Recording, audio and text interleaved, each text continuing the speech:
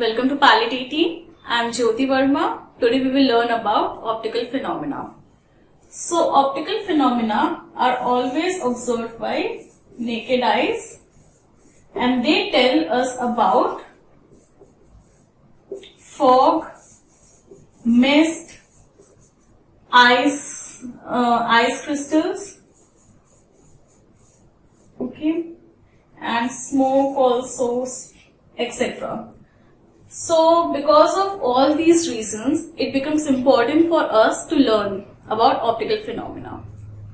So the most basic one is rainbow. Okay, there are many types of optical phenomena: corona, halo, rainbow, etc. So the most basic one is rainbow.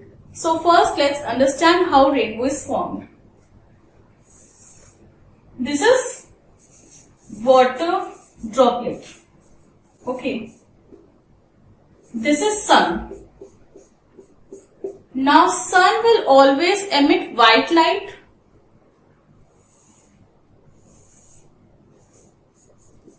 So this white light, it hits the water droplet and water droplet acts like a prism. So you guys know what prism is? It is made up of glass. In 12th experiment also you must have used it. Yeah. So when this is prism, it is made up of glass. When white light hits into prism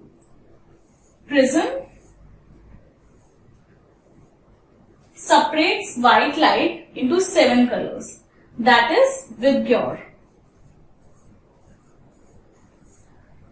Violet, indigo, blue, green, yellow, orange and red.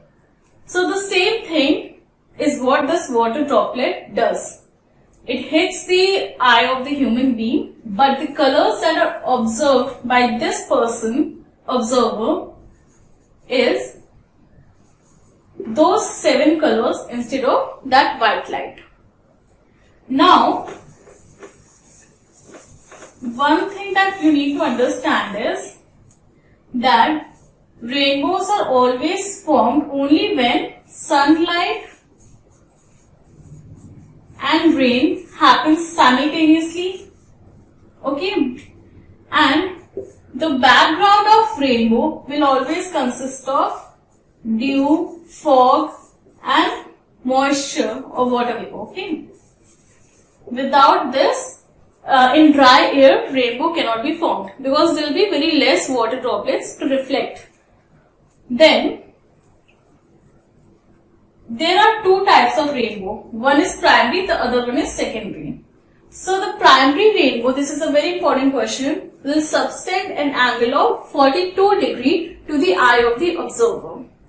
And secondary rainbow will be having radius of 52 degrees and it will be more faint or faded type. Now, how secondary rainbow is formed? Secondary rainbow is formed when there is one more reflection, okay, then primary rainbow. We don't need to go into the depth, just understand secondary rainbow, it is more faded, okay. Also the rainbow that you see, it looks like this, isn't it? Red is outside, okay. Red is outside. The colors red, orange, yellow, green, they are very much faded. As the blue and green ranges reach, then they start becoming more contrast and strong. Okay. Rainbow is somewhat faded from top and it is more dark in bottom layers. Then rainbow is actually full circle, but we cannot see full circle because of the observer point. Okay, if you are on flight or on any high mountain region, then you can see the complete full circle of the rainbow.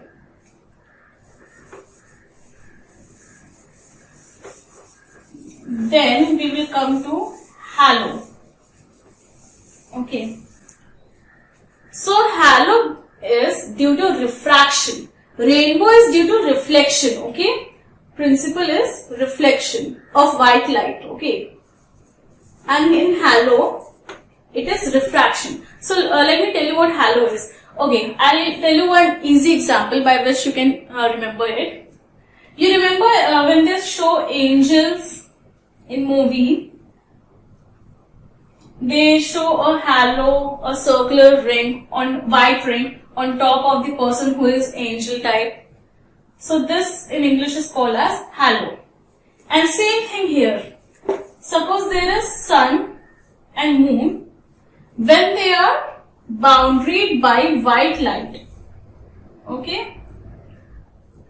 White.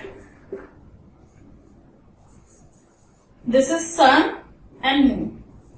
Then it is called as halo of sun or halo of moon. As simple as that. Now, halo means negligible ice accretion. Okay. Means the ice will not get jammed on airplane. Now it happens due to refraction of light through ice crystals present in CS cloud. This is also important. Okay. These are made due to ice crystals in CS cloud. Now halo is also of two types. Small halo and large halo. Now in optical phenomena, just remember that whatever is large, it is faded. Because this light or any bright thing, when observed on in sky, the more bigger they are, the more faded they appear. The smaller they are, the better they appear. The more contrast they are. So same here.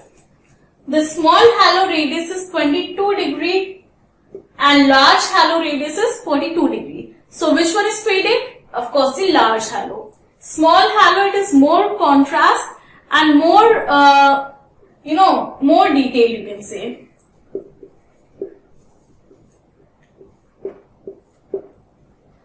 Also here the important question that they will ask is the radius of halo and what is the principle.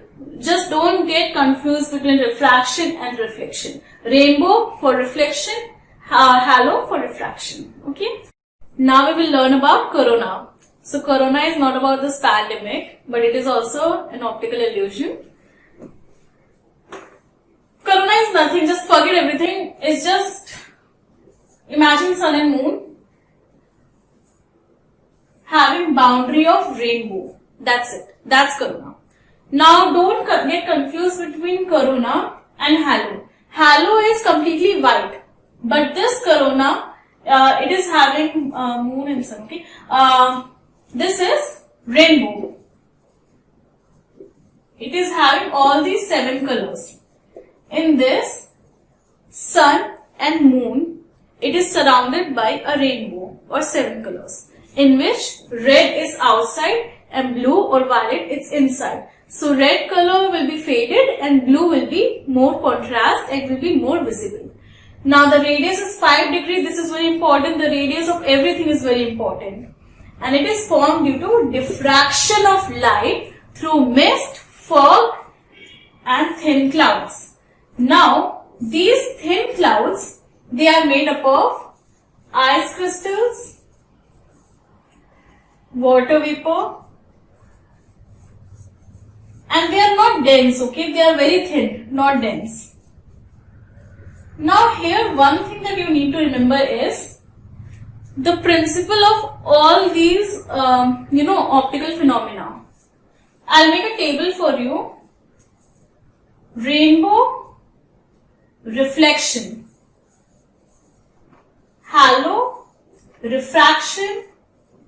Okay, halo, refraction. They will ask this, principle. Corona, diffraction. Okay, this is important. Don't get confused between reflection, refraction, diffraction. Okay. Now, Corona indicates moderate icing, and this is very important. Okay, what does corona indicate? This will be the question, and just remember it's moderate icing. Don't write negligible eye secretion. Okay, that was for halo. Then we will learn about mirage. Oh, sorry, mirage. Okay, not mirage. It's like some people they pronounce it mirage, but it is mirage. Okay. I will explain this concept with diagram.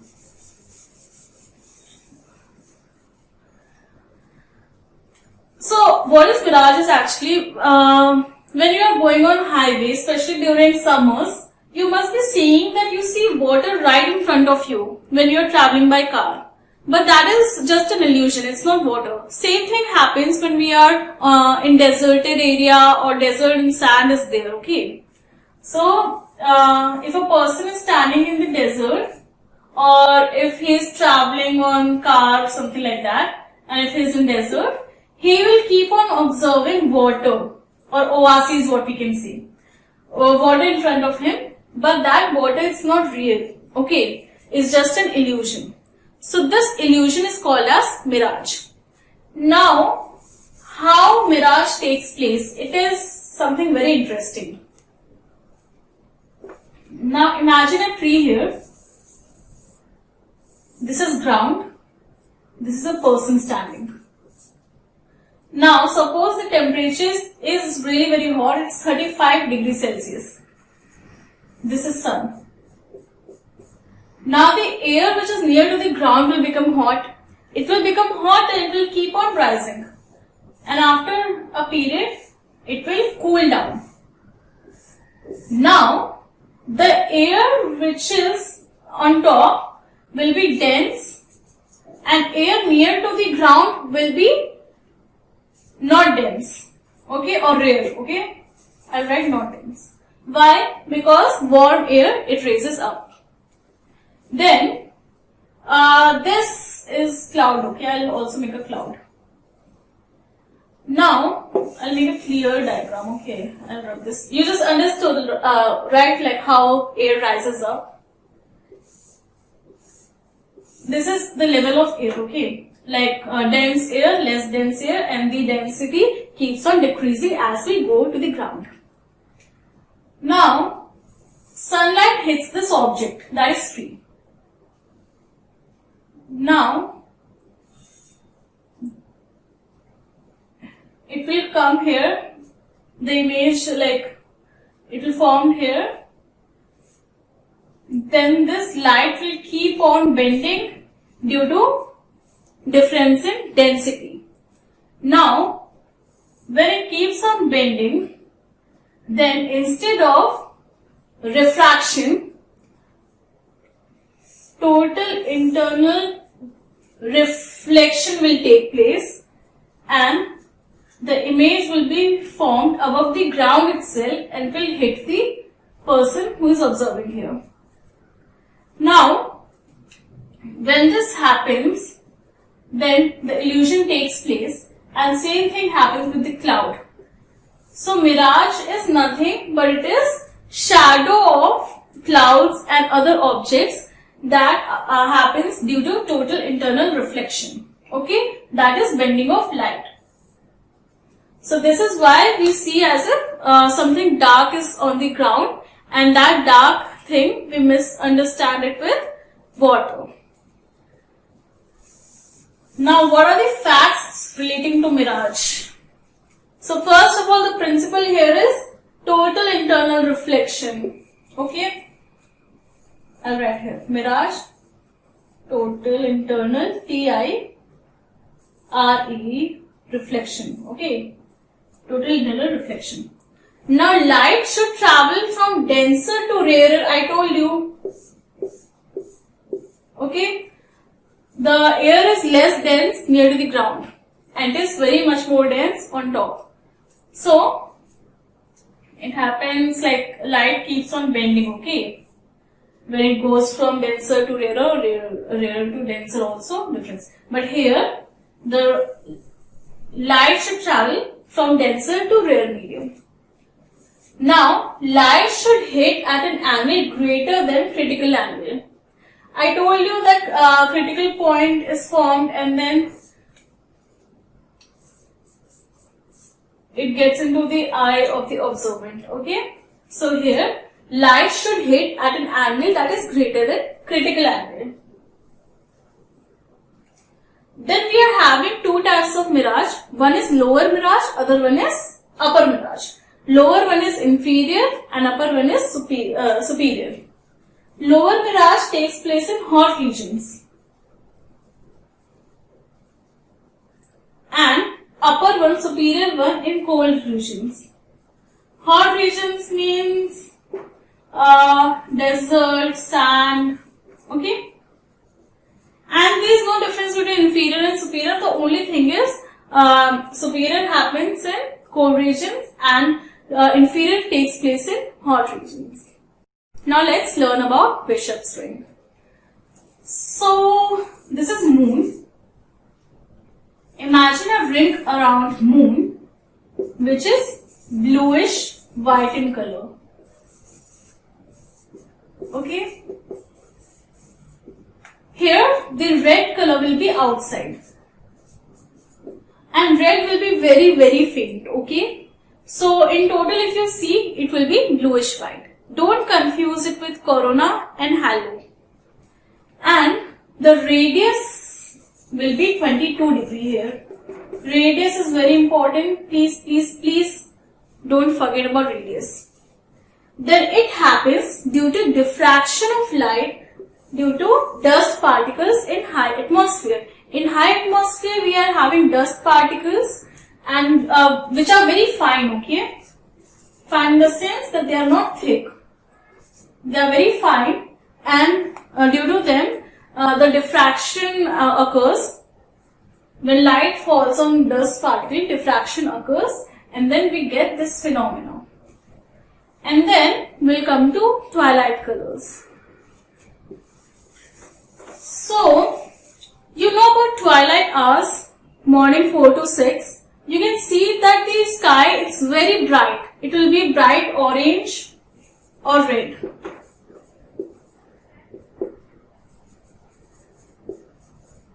Okay. Then it happens because of refraction or scattering or absorption. Selective absorption, okay. Like very little light will be absorbed and it will be very selective.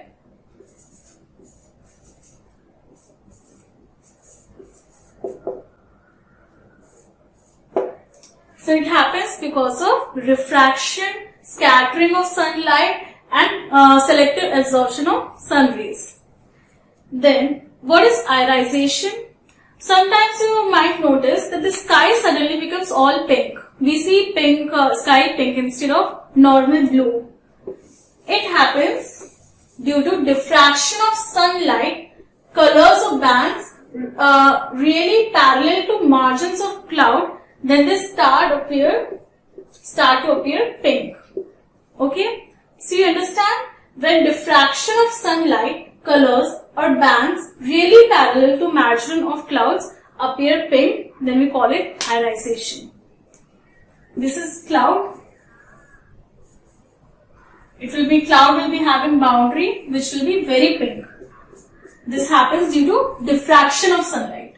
And this pink color, it will look like as if cloud is emitting this pink color and the sky becomes pink. Now we have crepuscular rays. So crepuscular rays, they are dark bluish streaks which radiate from sun. Don't get confused. This is cloud. Sun is behind. Cloud is at or below horizon. Okay? They are shadows of clouds at or below horizon. Now,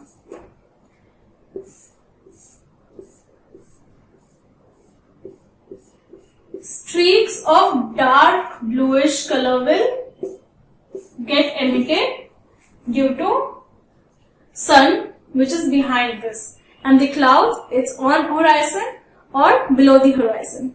Now crepuscular rays are also called as God's rays. You can see the diagram and you can understand that why it is called as dark rays. Now here Bishop's ring is very important. Generally they don't ask arisation and crepuscular rays and all. This is just the definition that you should know. But yeah, they might ask you that in arisation the sky appears in what color. So you should know it appears in pink color.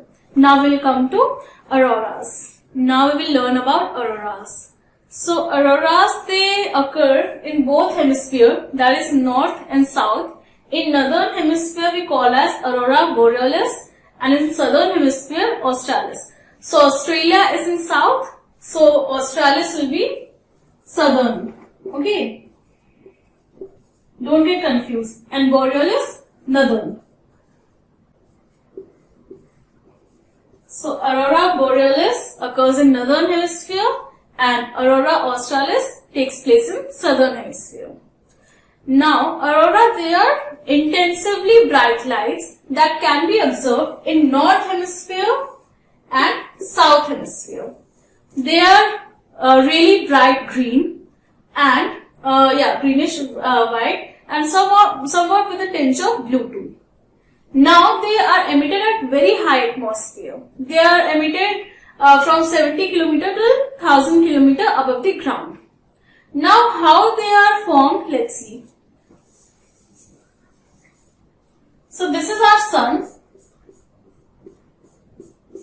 It emits solar winds. Solar winds are very harmful. Okay. Like they can destroy the life on earth if they reach us. Now solar winds, they are very much charged particles. Okay. And this is our earth. So Earth's magnetic field doesn't allow solar winds to hit the surface of the earth. Instead, what happens? These solar winds goes to the magnetic poles of earth. Earth is a huge magnet, right? And these solar winds, when they come in contact with oxygen and nitrogen, then we see the emission of really bright lights that we call as auroras. Now, these aurora, they can hamper the radio communication. Why? Because solar winds, they are charged particles, that's why. And these radio communication, they takes place due to these charged particles and radio telephonic communication and everything.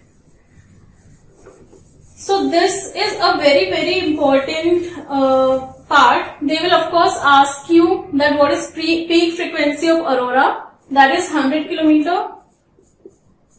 They might ask you that aurora australis is in northern hemisphere or southern hemisphere it takes place. Then they will give option that what does aurora impairs. Then it impairs radio communication. Okay. Now in this chapter, I'll give you on whole that what is important.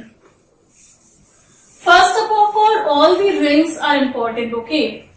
I will again I am telling you, halo, white, okay, white ring.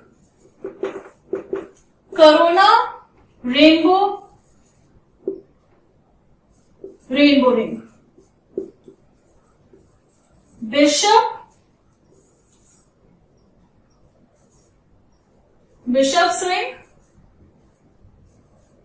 blue-ish white with red outside. Okay. Now radius is very important. Principle is very important, whether reflection is taking place or refraction is taking place or total internal reflection is taking place. All this thing is important.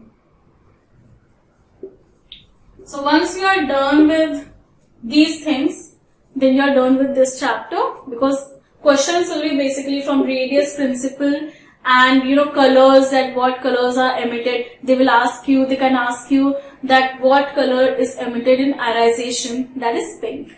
Thank you.